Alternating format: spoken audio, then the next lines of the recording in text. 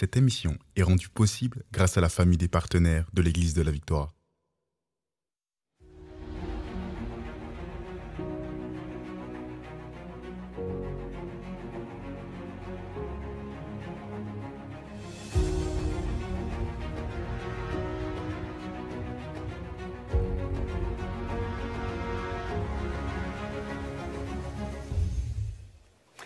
Bonjour et bienvenue à l'émission Parole de foi. Ici le pasteur Joël Spinks. Je suis vraiment heureux que vous soyez là avec moi aujourd'hui pour accueillir Pasteur Émilie et Pasteur Sam, deux bénédictions ici à l'Église de la Victoire. Ils sont responsables de la louange ici. En fait, Pasteur Émilie est la responsable de Victoire Musique, donc de notre département de louange à l'Église, ainsi que cette équipe merveilleuse. Et Pasteur Sam Bélan, il est aussi pasteur de l'Église locale ici au Canada, pasteur de la vie étudiante au Collège biblique Joël Spinks et pasteur, notre directeur artistique de Victoire Musique. Je vais finir par tout connaître, là. Mais il porte beaucoup de chapeaux. Mais aujourd'hui, on porte tous un chapeau, celui de l'adorateur, celui qui loue le Seigneur. Donc, on est dans une série sur la louange. On parle de plusieurs dimensions de la louange et comment on peut vivre des percées, comment on peut vivre une intimité avec Dieu. Vraiment, c'est puissant. Il y a tellement de choses qu'on pourrait dire, on pourrait en parler pendant longtemps, mais on parle pendant cette semaine vraiment de la louange et on découvre aussi la louange de Pasteur Émilie Charette-Bélan, qui est aussi avec Victoire Musique. Donc, vous découvrez tous ces beaux ministères. Et en plus, ils enseignent au Collège biblique. Donc, ils enseignent en tant que professeurs. Ils sont là pour vous enseigner sur vraiment la louange, la profondeur de la louange, l'aspect historique aussi dans la parole concernant la louange, le sens biblique des mots qui concernent la louange et leur implication dans leur vie. Donc, si vous avez à cœur d'être formé en tant que chantre, en tant que responsable de louange, vous pouvez aussi vous inscrire et bénéficier de ce module sur la louange. Donc, soyez les bienvenus. Hey, merci. C'est une joie d'être ensemble. Oui, gloire à Dieu, gloire à Dieu. Aujourd'hui, on veut Oui. parler de la puissance qui peut nous délivrer. Hier, on a parlé de la puissance transformatrice de la parole. On a entendu ton chant aussi, métamorphose, comment Dieu peut prendre une situation, une vie, et totalement changer une vie, changer une situation, changer des problèmes, et puis on peut vivre des victoires. Donc, on a vu ça hier. Mais aujourd'hui, on va parler comment, quand je loue, je peux expérimenter la manifestation de la délivrance. C'est vraiment puissant. Et je vais lire un texte, mais avant, si tu veux partager, il n'y a pas de souci. Non, on peut lire le texte ou comme tu veux. Le psaume 3 au verset 3. Le psaume 3.3. Ça, c'est tellement beau. Combien disent à mon sujet? OK? Plus de salut pour lui auprès de Dieu. Avez-vous déjà été comme ça? Les gens disaient des choses terribles sur vous. Plus de salut, plus de délivrance. C'est impossible. Il n'y a plus d'espoir pour cette personne. Et peut-être on a dit ça pour vous. Le texte. Combien disent à mon sujet? Ça, c'est David qui disait ça au moment où il était en train de vivre une trahison. Donc, combien disent à mon sujet? Plus de salut pour lui auprès de Dieu. Mais toi, ô Éternel, tu es mon bouclier. Amen. Tu es ma gloire et tu relèves ma tête. De ma voix, je crie à l'Éternel. Et il me répond de sa montagne sainte, c'est-à-dire sa demeure, en fait. Donc, Dieu nous entend, mais il ne faut pas porter attention à ce que les gens peuvent dire. Il faut choisir de se tourner vers le Seigneur et déclarer, mais toi, ô Éternel, tu es mon bouclier, tu es ma gloire, tu relèves ma tête. Amen. Amen. Puis, tu sais, moi, ça me fait penser, souvent, les gens, des fois, ils ont une conception que la louange et l'adoration, c'est juste en collectivité. Mais en fait, de la même façon qu'aujourd'hui, on est habitué que les gens, la prière, c'est pas juste à l'église qu'on prie.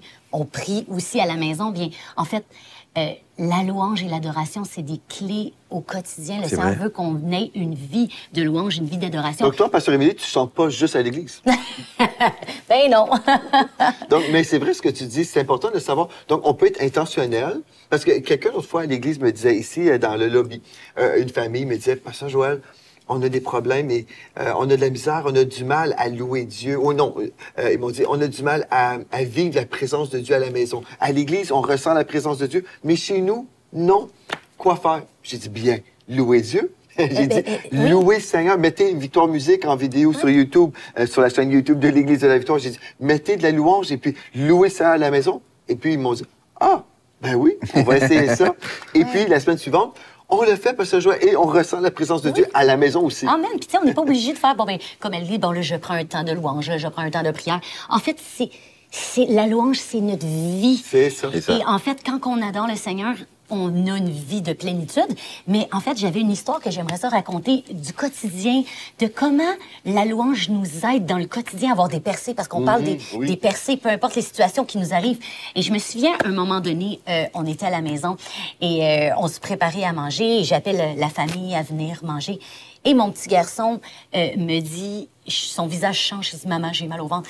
Et là, ça devient de plus en plus intense, jusqu'à temps que là, je le prends à part. Je dis « Bon, qu'est-ce qui se passe? » Et qui me dit, dans la salle de bain, « Maman, j'ai peur de mourir. » Oh! Là, c'était un point où... À cause de sa douleur, il y avait... À cause de sa douleur, là, il me dit ça. Fait que, ça m'a quand même inquiétée à ce moment-là. Et là, on arrive dans un choix... Qu'est-ce que je fais? Est-ce que là, je me mets à paniquer et je me dirige vite, on s'en va à l'urgence, je laisse toute la famille là?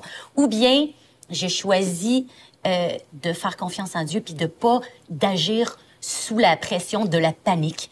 Et une des clés dans ma vie que j'ai expérimentée, la louange et l'adoration sont une clé pour ma vie, pour réaligner mes émotions puis m'aligner avec la volonté de Dieu. Alors finalement, j'ai décidé, OK, tout le monde, on prend 5 minutes, je veux tout le monde dans le salon, on va venir louer le Seigneur. Fait qu'on s'est mis, j'ai pris mon petit garçon dans mes bras et on a commencé à louer. Je pense que je t'avais demandé de jouer de la guitare. Je me souviens plus si on a mis de la louange ou tu as joué de la guitare, mais on a juste shifté l'atmosphère pour pas être dans la crainte. On a commencé à louer. Et là, je prenais mon petit garçon et on chantait, on louait le Seigneur. Et on invitait sa présence à venir. Et soudain, on l'a fait à peu près, je sais pas combien de temps après, mais tout d'un coup, la paix de Dieu est descendue. Et là, quand la présence de Dieu, là, j'ai ouvert ma bouche. Et là, on a commandé. J'ai dit, dans le nom de Jésus, douleur, tu quittes.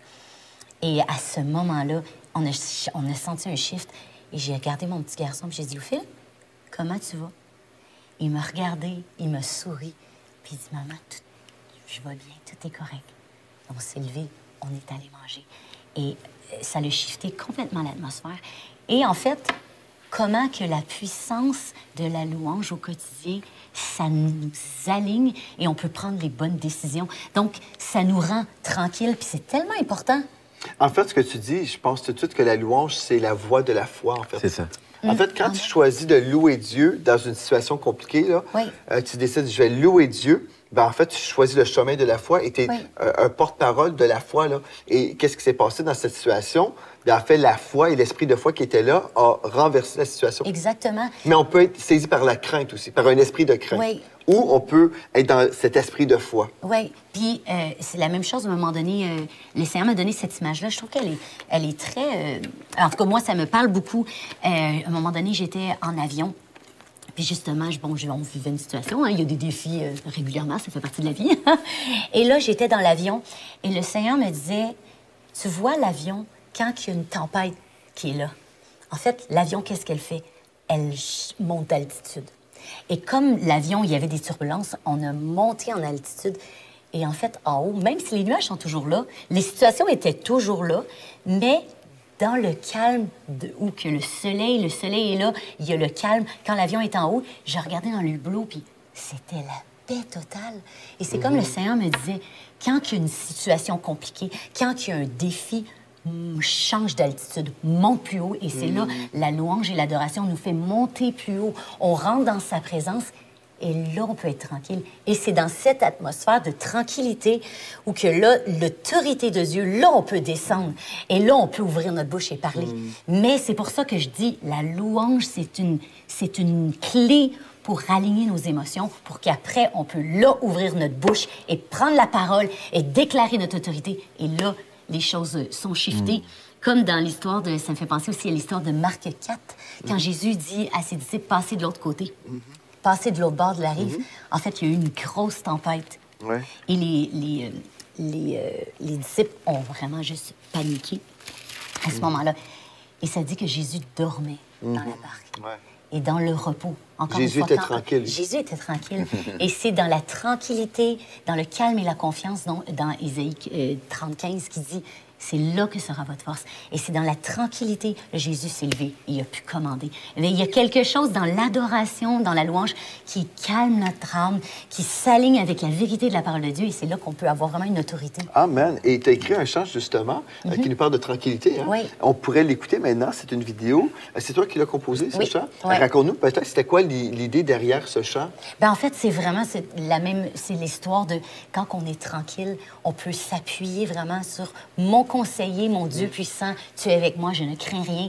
Et le couplet 1, ça dit, je me repose dans tes bras d'amour. C'est quand je viens dans cette... Pour moi, c'est dans ses bras d'amour, c'est dans l'adoration. Quand je fixe mes yeux sur lui, je me repose en lui. Et c'est là qui transforme mes craintes. Amen. En puissance. Bon, on va écouter ce chant.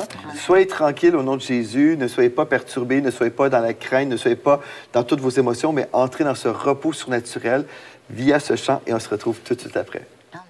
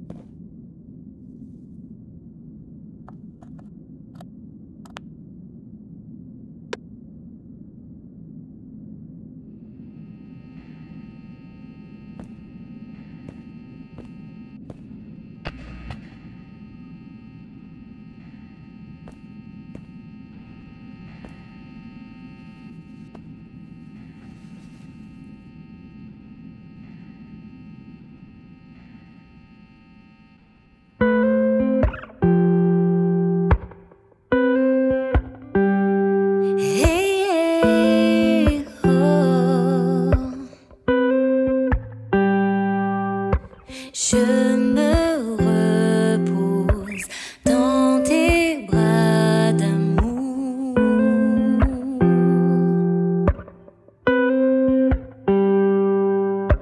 C'est là que toutes mes craintes fuient. Tu es ma source de vie, Jésus. Tu es mon refuge tranquille, Seigneur, mon conseiller, mon Dieu puissant. Tu es avec moi, je ne vacille pas, mon conseiller, mon Dieu puissant. Tu es avec moi, je suis tranquille.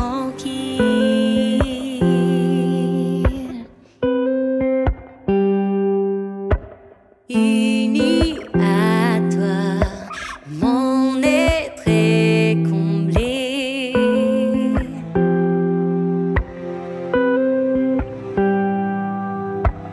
Par ton esprit, je suis renouvelée.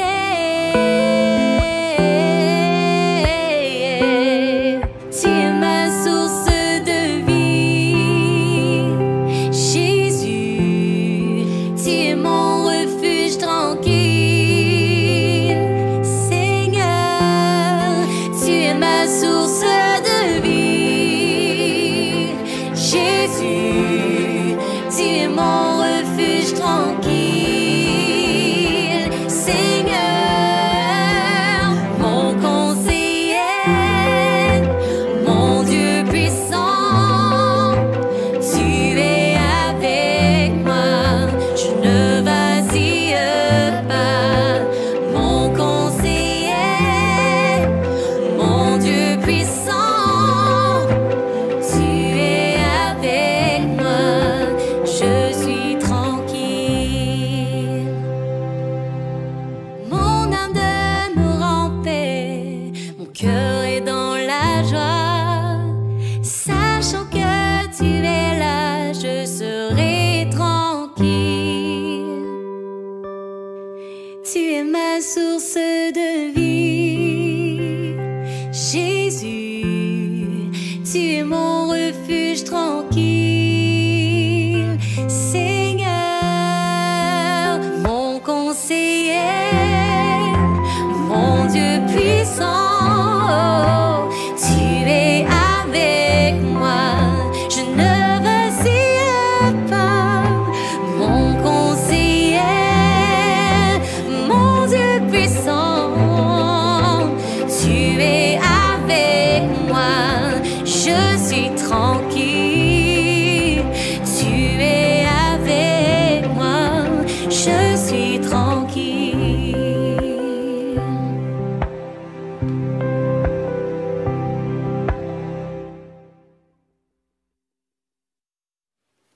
Gloire à Dieu. Donc, au lieu d'être stressé, au lieu d'être perturbé, au lieu de vraiment être dans la crainte, on peut choisir d'être tranquille, faire confiance à Dieu. En fait, on a des beaux versets dans la parole qui nous en parlent, justement. Peut-être, Pasteur Sam, tu peux lire le texte? Le passage que j'aimerais vous lire, c'est dans Isaïe 43.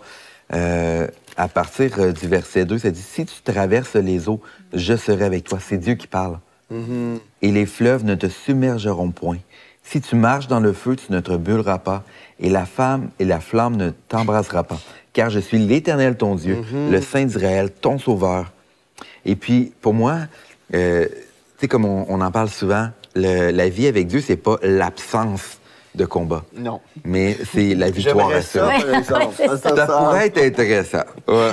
Ça serait ça. Mais c'est qu'on sait que Dieu est avec nous. Donc, on peut rester tranquille. On peut rester de dire, on reste dans sa paix.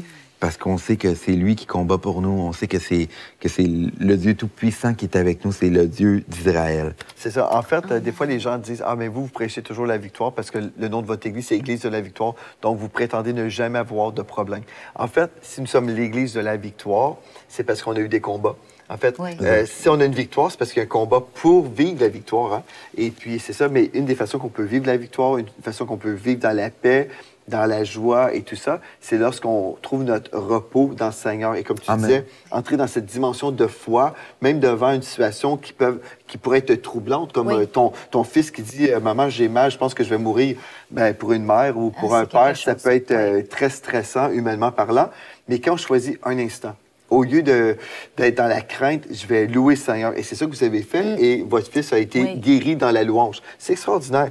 Donc, un autre texte que je trouve super, c'est dans Isaïe 43. Et peut-être aussi, Pasteur Émilie, je ne sais pas si tu vas le lire, mais en fait, Isaïe 43, « Si tu traverses les eaux, je serai avec toi. » Le texte ne dit pas, en fait, qu'on ne traversera jamais les eaux. Et les fleuves, ils ne te submergeront point. Si tu marches dans le feu, tu ne te brûleras pas et la flamme ne t'embrasera pas. C'est ce que Pasteur Sam vient de lire. Mais en fait, ce texte-là, quand on prend le temps, on réalise, si tu marches dans le feu, tu ne te brûleras pas. Donc, Dieu dit, malgré des choses qui sont réelles. Ça ne dit pas d'aller choisir d'aller marcher dans le feu. Non, c'est ça. Mais si on se retrouve dans une situation compliquée, ou si on boit un breuvage mortel, bien, en fait, Dieu dit, on peut vivre le miraculeux. Mais comment être connecté à cet esprit des miracles, c'est dans la louange. En fait, ça, c'est une façon, on peut choisir de dire, OK, là, en ce moment-là, je peux parler des flammes, je peux parler du fleuve, je peux parler des eaux, je peux juste parler de la réalité, mais je peux dire un instant, OK, il y a cette réalité, et Dieu savait que je serais dans cette réalité. Puis des fois, on dit, mais Seigneur, je ne veux pas vivre cette réalité. Mais comment sortir de cette réalité? C'est en louant le Seigneur. Amen. Et puis, je pense aussi à un autre texte, dans Ésaïe 30, au verset 15, nous lisons « Car ainsi a parlé le Seigneur, l'Éternel, le Saint d'Israël. C'est dans la tranquillité et le repos que sera votre salut ou délivrance. » Le mot « salut » parle de délivrance. Hein? Aujourd'hui, on vous parle de la délivrance par la louange. C'est dans le calme et la confiance que sera votre force. Donc, l'inverse, si je suis stressé, inquiet, tout ça, bien, c'est pas là ma force. Là. Ça, c'est ma faiblesse. Mais vous ne l'avez pas voulu, malheureusement. Il y a des gens qui ne veulent pas l'avoir. Mais nous, on peut dire, non, non, moi, je veux vivre la force de Dieu parce que c'est dans le calme et la confiance que sera votre force. Pourquoi? Parce que dans le calme et la confiance, je vais être dans la joie, sachant que Dieu prend soin de moi. Et la joie du Seigneur est ma force. Oui, puis dans cette histoire-là, vraiment, c'est comme le peuple avait peur et s'est voulu aller se réfugier en Égypte au lieu dans Dieu. Et c'est pour ça que le Seigneur il dit, vous n'avez pas voulu, parce que ici, un des mots, ça parle d'agitation. Et l'Égypte, un des dieux, c'était le nom d'agitation. Et le Seigneur dit, non, non, non, votre force est dans le calme et la confiance, parce que en fait, comme il est écrit dans 2 Corinthiens 5, verset 7, car nous ne vivons pas guidés par la vue, mais guidés par la foi. Donc, c'est vraiment important de marcher dans cette foi-là. Et ça me fait penser à une histoire, plusieurs années. J'ai regardé pour pouvoir trouver un emploi à temps partiel pour continuer à faire du ministère, mais j'avais cherché vraiment un 3 jours semaine. Je pense qu'on avait tué les enfants, je me souviens plus. En tout cas, ça fait longtemps. Et au lieu de m'inquiéter financièrement, j'ai commencé juste à... Je me souviens, j'étais en train de de plier mon linge et je me suis mis à chanter, à louer le Seigneur puis le remercier d'avance pour qu'est-ce qu'il allait faire au lieu de m'inquiéter du côté financier que j'avais vraiment besoin d'un travail rapidement. Et comme j'étais dans cette joie-là, en fait, j'ai commencé à chanter « Je mets mon espérance en toi, je marcherai non par la vue, mais par la foi. » Et quelques instants plus tard, eh bien, j'ai reçu un appel d'un ancien, une connaissance qui avait entendu parler que, bon, il avait entendu mon nom à quelque part et il me disait, il m'appelait pour m'offrir un travail 3 jours semaine. Gloire à Dieu. C'était un miracle qui nous... En tout cas, c'était tellement spécifique et j'ai trouvé ça tellement drôle parce que c'est exactement ce que je cherchais. Et c'était vraiment miraculeux qu'il m'appelle à ce moment-là. Mais Dieu est fidèle, Dieu est tellement bon. Mais nous devons, ça vient avec le choix de marcher par la foi et non par la vie. C'est ça. Parce que toutes les promesses, on les acquiert par la foi. Ouais. Donc, la victoire qui triomphe du monde, c'est notre foi. Amen. Et puis, pour moi, c'est drôle, là, parce qu'on vient de voir ce vidéoclip-là du chant tranquille. Oui. Et pour faire... la petite histoire, c'est que lorsqu'on devait tourner ce clip-là, à notre retour de vacances, il y a 2 ans. Et les travaux devaient être finis ici dans notre bâtiment que vous voyez derrière nous. Et nous sommes arrivés au retour des vacances. Le tournage était prévu. On rentre dans le bâtiment et finalement, tout en construction. Il y a des boîtes partout. Il y a de la poussière partout. Mais nous, on a le tournage de prévu. Parce que nous, dans le fond, tout avait été prévu avant avec des personnes qui avaient dit, les musiciens. Les travaux devaient être là pour telle date. Donc, nous, c'était fait sur cette promesse-là. Donc, on arrive ici, finalement, c'est pas le cas du tout. Et on s'est dit, on va vraiment vivre le chant qu'on tourne. Et puis, vous avez vu, ce chant-là n'a pas l'air d'être dans les travaux ou dans les choses, mais on est allé, je me souviens, il y avait une paix, il y avait une joie, il y avait du plaisir. On l'a tourné ici. Justement, oui. On l'a tourné ici. Dans une des pièces. En fait, à travers les boîtes, à travers les sur travaux. Le stage. Et on s'est dit, puis je me souviens, on priait, Seigneur, qu'est-ce qu'on fait? Parce qu'il y a des boîtes partout, c'est sale. Et j'ai vu dans mon esprit juste une lampe. Une lampe dans le noir, puis on s'est dit... On regardait avec Junior, c'est comme, est-ce qu'on peut faire ça? Est-ce que c'est possible juste avec une lampe? Et finalement, ça a été possible. Et c'est pour ça La lampe qui nous éclaire aujourd'hui, c'était elle qui était derrière. Et puis, Dieu a inspiré. Même dans les premières vidéos de Victoire Musique qu'on a faites dans la cuisine de Pasteur Gwen, en fait, au départ, on n'avait pas de local, on ne savait pas comment on allait faire. Parce qu'on avait quitté notre ancienne église, on avait quitté, sachant qu'on était pour venir ici. Mais entre-temps, il y avait une saison comme ça de déménagement, là. Mais Dieu, on a été avec ce qu'on avait, on a donné nos 5 pains, nos 2 poissons. Puis Dieu, puis quand on a cette attitude-là de ne pas paniquer, mais de se réfugier en Dieu, de s'attendre à Dieu, Dieu, il donne des idées surnaturelles et on le fait. Et finalement, Dieu multiplie puis bénit. Amen. Bien, gloire à Dieu. Amen. Nous sommes, nous sommes des témoins de la fidélité de Dieu. Amen. Dieu est fidèle. Et puis, si on choisit de le louer, on peut vivre la provision de Dieu, on peut vivre la délivrance. Mais on doit choisir de marcher dans l'obéissance au texte qu'on a lu ensemble. Ne vous inquiétez de rien. Si on choisit l'inquiétude, le stress, on ne vivra pas le meilleur de Dieu. Mais on peut choisir aujourd'hui de le louer et de voir la percée. Amen. Donc, gloire à Dieu. Merci d'avoir été avec nous aujourd'hui. Et d'ici à demain, rappelez-vous de ceci. En Jésus, vous êtes richement bénis. Vous êtes bénis par les messages révolutionnaires de l'Église de la Victoire. Prenez part à cette œuvre qui transforme des milliers de foyers en visitant dès aujourd'hui semer.ca. Devenez un partenaire mensuel ou un bâtisseur ou paramétrez vos dons de façon automatique en toute discrétion et sécurité. 100% de ce que vous semez sert à annoncer l'Évangile. Merci de croire avec nous. Semer.ca